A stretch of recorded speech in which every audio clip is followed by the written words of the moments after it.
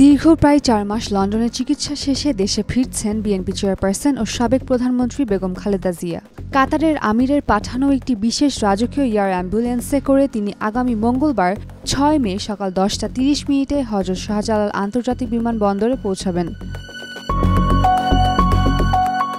BNP সূত্রে জানা গেছে, সোমবার ৫ মে লন্ডনের হিথ্রো আন্তর্জাতিক বিমানবন্দর থেকে রওনা হবেন খালেদা জিয়া। তাকে বিদায় জানাতে সেখানে উপস্থিত থাকবেন তার পুত্র ও দলের ভারপ্রাপ্ত চেয়ারম্যান তারেক রহমান। বিএনপির মিডিয়া সেল জানিয়েছে, শুরুতে রোববার রওনা হয়ে সোমবার ঢাকায় পৌঁছানোর পরিকল্পনা থাকলেও চিকিৎসকের পরামর্শে সেটি একদিন পিছিয়ে দেওয়া হয়েছে। বিমানবন্দরে খালেদা জিয়াকে স্বাগত জানাতে উপস্থিত থাকবেন বিএনপি মহাসচিব মির্জা ফখরুল ইসলাম আলমগীর সহ দলের শীর্ষ নেতারা। সেখান থেকে তিনি গুলশানের নিজ বাসভবন ফিরোজায় ফিরবেন।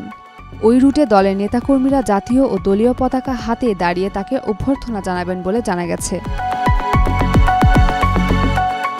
বিএনপি চেয়ারপারসনের দেশে ফেরা উপলক্ষে গুলশানে এক সংবাদ সম্মেলনে দলের মহাসচিব মির্জা ফখরুল ইসলাম আলমগীর বলেন, খালেদা জিয়া বর্তমানে আল্লাহর অশেষ রহমতে অনেকটা সুস্থ বোধ করছেন, তাই তিনি দেশে ফিরতে রাজি হয়েছেন। তিনি আরও জানান, জাতি আবেগাপ্লুত হয়ে তাকে স্বাগত জানাতে প্রস্তুত, তবে নেতাকর্মীদের শান্তিপূর্ণ ও শৃঙ্খলাবদ্ধ আচরণের আহ্বান জানান। বিএনপি নেতারা জানান, কর্মদিবসে খালেদা জিয়ার আগমন উপলক্ষে বড় জমায়েতের কারণে যাতে যানজট না সৃষ্টি হয় সেজন্য দলীয় নেতাকর্মীদের নির্দেশনা দেওয়া হয়েছে। একই সঙ্গে ঢাকাবাসীকে এলিভেটেড এক্সপ্রেসওয়ে ব্যবহারের অনুরোধ জানানো হয়েছে।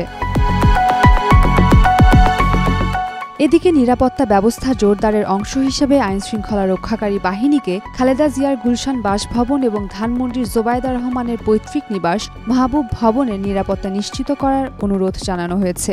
বিমানবন্দর থেকে গুলশান পর্যন্ত রুটে নিরাপত্তার দায়িত্ব পালন করবে ঢাকা মেট্রোপলিটন পুলিশ। এই সফরকে ঘিরে বিএনপির নেতাকর্মীদের মাঝে ফিরে এসেছে নতুন উদ্দীপনা।